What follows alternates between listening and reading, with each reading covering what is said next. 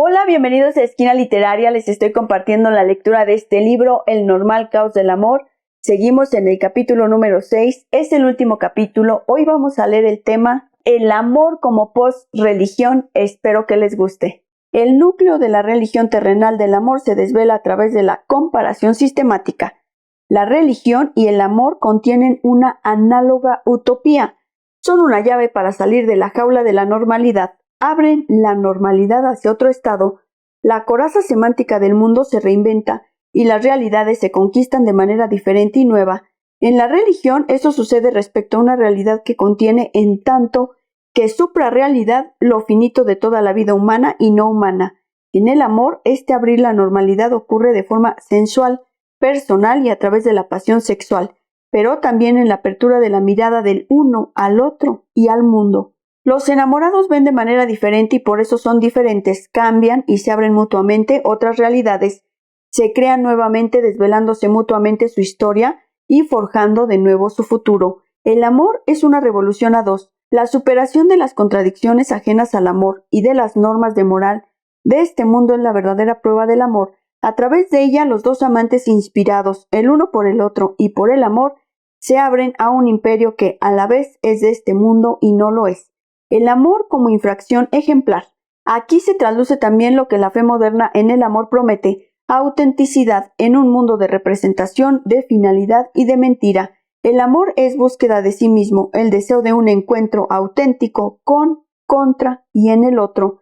Eso se aspira a través del cuerpo, del diálogo, del encuentro despiadado, de la confesión y de la absolución, que se oye y se da mutuamente, en la comprensión de lo que era y de lo que es. El ansia por el amor como confianza y patria crece en el entorno de la duda y de las incertidumbres que la modernidad produce. Si no hay nada seguro, si incluso el respirar ya está envenenado, la gente corre detrás de los sueños irreales del amor hasta que estos se conviertan en pesadillas. Saltamos permanentemente los límites, solo aparentemente firmes, de las experiencias de la realidad cotidiana. Miro las nubes y la imaginación me conduce a sus historias. Leo un libro y me encuentro en otra época, vivo la vida de otra gente, muertos ya desde hace tiempo y que nunca he conocido, oigo sus voces que no oigo, pero que están presentes en mí, porque dejo entrar en mi cuerpo las letras negras escritas en un papel blanco. El amor es un tipo especial entre todas las experiencias límite normales. A diferencia de la enfermedad y la muerte, es algo que deseamos, que no reprimimos, por lo menos, no en nuestra época y cultura. No se puede perseguir ni puede ser conseguido por la fuerza de la voluntad. Donde se le espera, esta esperanza se dirige hacia la liberación en el ahora y en el tú. Su más allá es terrenal, muy terrenal. Tiene una voz, un cuerpo y una voluntad propios. En la religión rige la frase existe una vida después de la muerte. En el amor rige la frase existe una vida antes de la muerte. Casi ningún autor se ha ocupado con tanta intensidad de esta experiencia límite del amor como Robert Musil. La sexualidad interrumpe violentamente las rutinas usuales de la vida, quitando de golpe a los hombres y a las mujeres las máscaras de sus roles sociales y desvelando una animalidad tremenda cubierta hasta entonces por el decoro de la civilización. Tal como constata Ulrich, el protagonista de la novela de Musil, El hombre sin atributos, después de uno de sus encuentros impetuosos con Bonadea, la sexualidad convierte a los seres humanos de repente en locos furiosos, y como tal la sexualidad está intercalada en la realidad cotidiana como una isla de un segundo estado de conciencia. En este sentido es interesante el hecho de que Ulrich compare con el mismo párrafo la sexualidad con otras interrupciones de la realidad cotidiana, especialmente con el teatro, la música y la religión. El amor es el comunismo dentro del capitalismo. Incluso a los más ávaros les da por regalar y se sienten por ello totalmente felices. Enamorarse quiere decir abrirse a otra existencia, sin la garantía de que esto sea realizable. Es un canto a la felicidad sin la seguridad de una respuesta, y si la respuesta del otro, del ser amado, llega, nos parece como algo no merecido, como un regalo maravilloso que nunca se pensaba poder tener. Los teólogos tienen para este tipo de regalo un concepto propio, gracia. Y cuando el otro, el amado, dice que también ama y uno se funde en el otro, esto es el instante de felicidad en el que el tiempo ha parado. La afirmación que recibimos del otro nos da valor para aceptarnos a nosotros mismos, para reconocernos. Es un paso hacia la individualidad. El deseo de agradar al amado nos lleva a cambiar nuestra forma de ser. Así cada uno intenta aclarar al otro sus puntos de vista y se transforma a sí mismo para gustar al otro. Se trata de un constante descifrar y descubrir. El amor es una utopía que no tiene que venirnos desde arriba, desde el cielo, de las tradiciones culturales, ni tiene que ser predicado desde el púlpito. Antes bien, despliega su obligatoriedad desde abajo, con el poder de los impulsos sexuales desde los centros de los deseos de la existencia individualizada. En este sentido, el amor representa una religión sin tradición, no respecto a su dependencia de la interpretación cultural, pero sí por el grado de su obligatoriedad, de la estabilidad de su querer intra e intersubjetivo. Aquí nadie tiene que ser convertido, ni tiene que afiliarse. La fe amorosa es la no tradición. La post-tradición porque no respeta las características clásicas, porque no necesita la institucionalización ni la codificación, ni la legitimación para desplegar sus efectos subjetivos y al mismo tiempo culturales. Esta fe se produce más bien en la cooperación de la sexualidad, sin tabúes y liberada con la erosión de las normalidades, de los roles. No existe una instancia moral externa competente en cosas del amor, según la estructura social moderna, sino exclusivamente el acuerdo de los mismos que construyen el amor. Mientras que la religión que ya nos enseña se disuelve, el amor representa una religión sin iglesia, sin sacerdotes, cuya persistencia es tan segura como la fuerza de gravitación de la sexualidad es tradicionalizada. La imposibilidad de institucionalizarla significa también independencia de las instituciones, pero dicha independencia pone el amor otra vez en las manos de los individuos. Lo convierte, a pesar de toda su configuración cultural, en un asunto interno de los mismos enamorados. Lo predestina a ser una realidad post-tradicional, independiente de tradiciones y sin tradición, y que no entra en la conciencia como tal, porque surge del centro más íntimo de los deseos. Con la retirada del derecho de la Iglesia, de la moral y del Estado, el amor incluso se deshace de sus normas tradicionales y se convierte, en el sentido clásico moderno, en un asunto de los individuos y de su decisión. Se crea una índole de positivismo normativo individual del amor, pero todo eso no anula su condición como una tradición que produce sentido. Al contrario, la fundamenta. El tipo de sentido que se crea de este modo representa a la vez Iglesia y Biblia, Parlamento y Gobierno. Es sentido para y por los individuos, para la superación, la configuración y el equilibrio de sus proyectos, de sí mismos y del mundo. Esto por lo menos es así, según su modo ideal, su procedimiento, su competencia de legitimación, lo que no excluye, al parecer, estandarizaciones respecto al contenido. Esta autorreferencialidad del amor respecto a las normas de los amantes lo hace también circular en sus significados y en el hablar de él. Los terapeutas intentan explicar desde lo general estas proliferaciones biográficamente entrelazadas de significados sufridos y vividos individualmente, pero ya la fórmula básica yo soy yo, que debe fundamentarlo todo, es, como piensa Milan Kundera, irónicamente, el intento extraño de explicar una incógnita a través de sí misma. En su análisis del lenguaje del amor, Roland Barthes revela este carácter circular. Adorable, como el sujeto enamorado no consigue denominar las particularidades de su deseo por el ser amado, recurre a la palabra un poco tonta de adorable. Ahí se esconde un gran enigma para el cual nunca encontraré la llave. ¿Por qué deseo justamente a este? ¿Por qué lo deseo constantemente y con deseo? ¿Lo deseo como un todo, una silueta, una forma, una expresión de la cara o solo una parte de su cuerpo? Y en este último caso, ¿qué parte de este cuerpo se ha vuelto tan deseable para mí? ¿Qué parte quizá mínima, qué atributo insignificante? La forma de una uña, un diente un poco inclinado, un mechón, una determinada manera de mover los dedos al hablar o al fumar. De todos estos pliegues del cuerpo, lo que despierta mi deseo es que son adorables. Adorable a su vez quiere decir, esto es mi deseo, en tanto que es cada deseo particular. ¿Es eso? ¿Es justo eso que quiero? No obstante, cuanto más claramente vivo la particularidad de mi deseo, menos soy capaz de dominarla. A la precisión de un blanco le corresponde aquí una vacilación temblorosa del nombre. Lo particular del deseo solo puede producir lo impropio del enunciado. De este fracaso lingüístico al final solo queda una huella, la palabra adorable. Adorable es la huella efímera de una fatiga del lenguaje. Me esfuerzo de palabra en palabra para decir de mi imagen lo mismo siempre de manera diferente. Lo propio de mi deseo se vuelve impropio, un viaje al final del cual mi última filosofía solo puede terminar reconociendo la tautología y practicándola. Adorable es que es adorable. Expresado de otra manera, te adoro porque eres adorable, te quiero porque te quiero.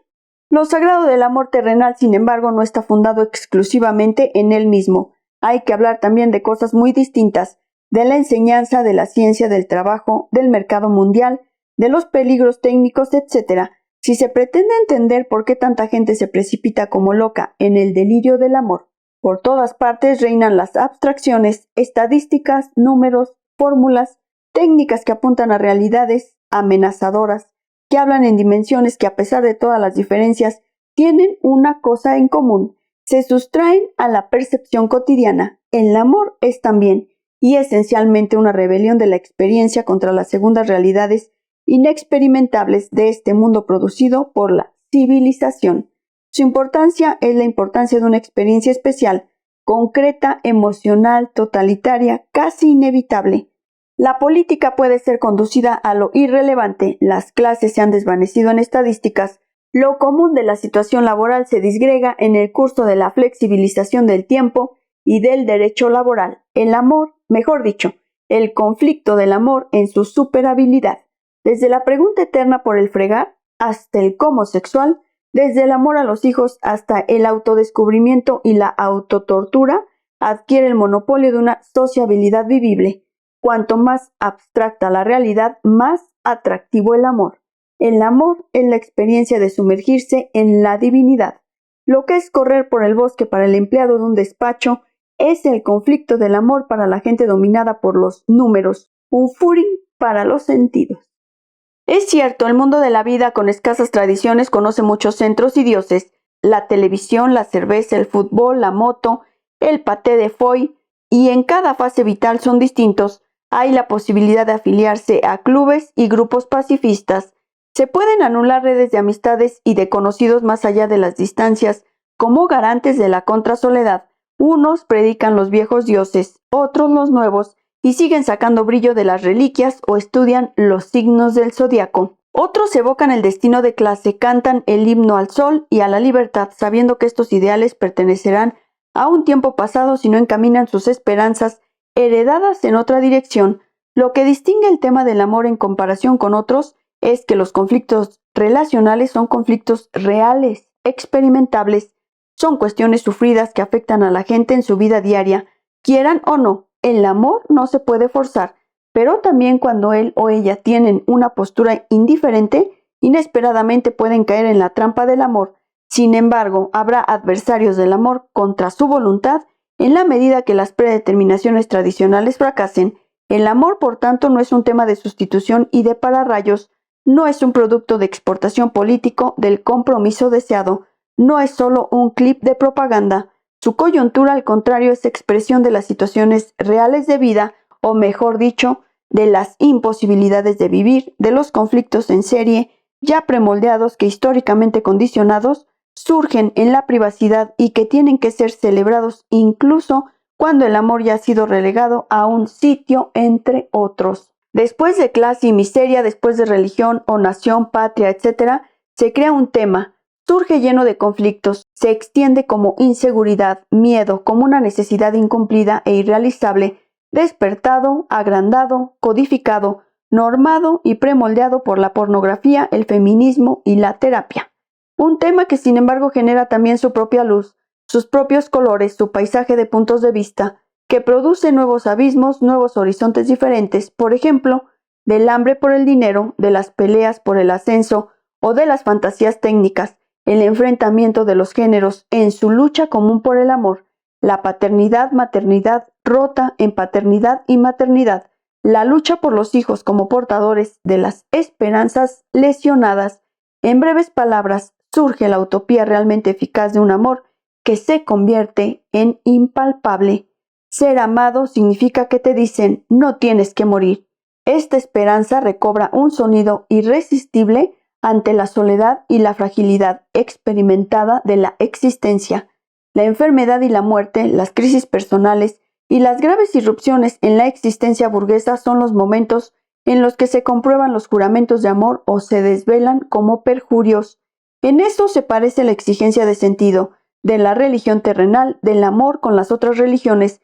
Mirado al revés, podría decirse también la muerte imaginada que rompe la normalidad, que la pone en duda y la cuestiona respecto a otras posibilidades, abre al mismo tiempo el horizonte de significados del amor, el edificio de la racionalidad según fines de la carrera profesional, de la forma de vida metódica, que entonces se rompe, por lo menos por unos instantes, deja entrar las preguntas del para qué y del por qué, que reciben su fuerza de las vivencias comunes queridas, recordadas o dolorosamente añoradas.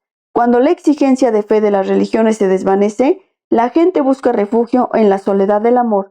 La concupiscencia está vinculada con la esperanza que se dirige a algo más que la mera autoexaltación. El amor tiene lugar en la cama, pero también junto a la cama del enfermo.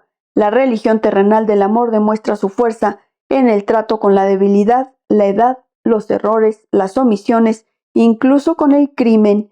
Si las promesas se cumplen en los días buenos y los malos, es la segunda cuestión, pero no menos importante para la promesa de sentido de las religiones. La enfermedad puede abrir una nueva manera de estar enamorados. En la idea deseada de que los errores y los resbalones serán superados por el amor del otro, el amor se presenta claramente como lugar de confesión. Esta idea contiene algo de la vieja rebelión del amor contra la sociedad hipócrita. La analogía de la exigencia de sentido entre religión y amor acaba donde el amor mismo acaba.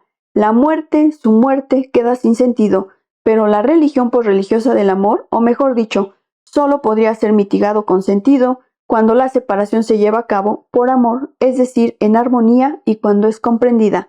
Es posible que para las generaciones venideras el cambio de amor se convierta en una especie de cambio de trabajo, que la modalidad amorosa sea una subespecie de la movilidad social, pero los dramas del divorcio apuntan hasta ahora en la dirección contraria.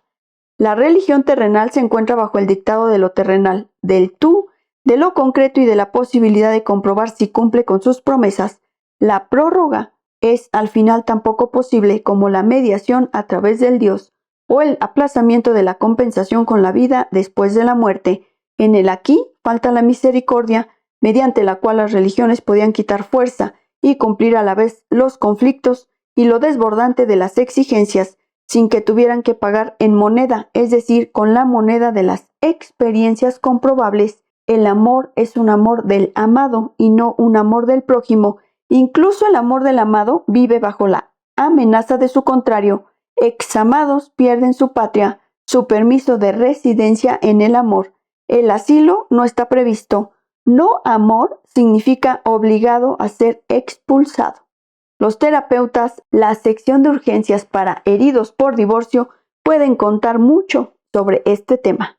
La religión del amor crea dos grupos que fluctúan mucho: el amor de los, en este momento, más amados, que es cuantitativamente estable pero variable. Frente a este está el grupo cada vez más amplio de examados que crece con la variación de los ahora amados. Bajo la presión del autodesarrollo, se producen de modo casi mecánico unas redes de dentro y fuera, cuyos centros e hilos están formados y tejidos por los individuos, parecido a la telaraña que la araña teje con el hilo de su propio cuerpo. A pesar de todos los paralelismos, las diferencias entre el amor y la religión son enormes. El primero abarca un universo privado, la segunda un universo que comprende el orden del mundo. Los amantes con su propia iglesia, sus propios sacerdotes, su propia Biblia, incluso cuando llaman al terapeuta para que les ayude a descifrar su historia, todo lo dado se convierte para ellos en un plan de creación. Existe un número infinito de religiones del amor. Sus virtudes mágicas se pierden y se desintegran en cuanto los miembros de la pareja cesan de actuar como sacerdotes y de creer en el otro. El amor anida en símbolos que los amantes tienen que crear ellos mismos en la historia de su amor para superar su extrañeza, símbolos que les sirven de nido y que tienen que decorar su comunidad, que tienen que seguir tejiendo mediante la renovación de sus recuerdos a manera de alfombras volantes, portadoras de los sueños compartidos. Así se crean los fetiches, los sacrificios, las ceremonias, las velas de incienso, los ritos diarios que representan el vivir y el sufrir del amor. El amor no está bendecido y administrado por los sacerdotes como pasa con la religión. Es simbolizado, inventado y decorado individualmente. Unos se anidan en símbolos de ratoncitos, otros escogen el color amarillo para el nido de sus sueños y recuerdos, se inventan nombres cariñosos, se están tejidos de historias recordadas que conservan su amor en recuerdos y que obran así contra la amenaza del olvido. El horizonte de la religión une el aquí con el más allá, el principio con el fin, el tiempo con la eternidad, los vivos y los muertos. Por consiguiente, se celebra y se experimenta a menudo como atemporal. El horizonte del amor, en cambio, es tan concreto como estrecho. Son pequeños mundos del tú y yo que se crean aquí. El amor es, dicho de otra manera, particularista. Mirado desde fuera, es limitado. Por su lógica, es injusto, incluso cruel. Sin justificación y sin que haya una instancia judicial, sus significados y sus leyes no son reclamables judicialmente, no son transferibles y se resisten a la codificación y a ser aceptados por la mayoría. Pero el amor es justamente por ello la contraideología ideal de la individualización. Destaca la unicidad y promete la comunidad de los únicos, no a través del recurso a tradiciones estamentales, al dinero, a exigencias legales, sino a través de la verdad y la inmediatez del sentimiento, de la fe individual en el amor y de su personificación en el otro. Las instancias del amor son los individuos singularizados, que solo a causa del entusiasmo por el otro se toman el derecho de crear su propia ley. Espero que les esté gustando la lectura de este libro, El normal caos del amor. Ya casi lo terminamos. Si te gustó la lectura, dale like, compártela, déjame tus comentarios. Muchas gracias por escucharme. Los espero en el siguiente video para continuar con esta lectura.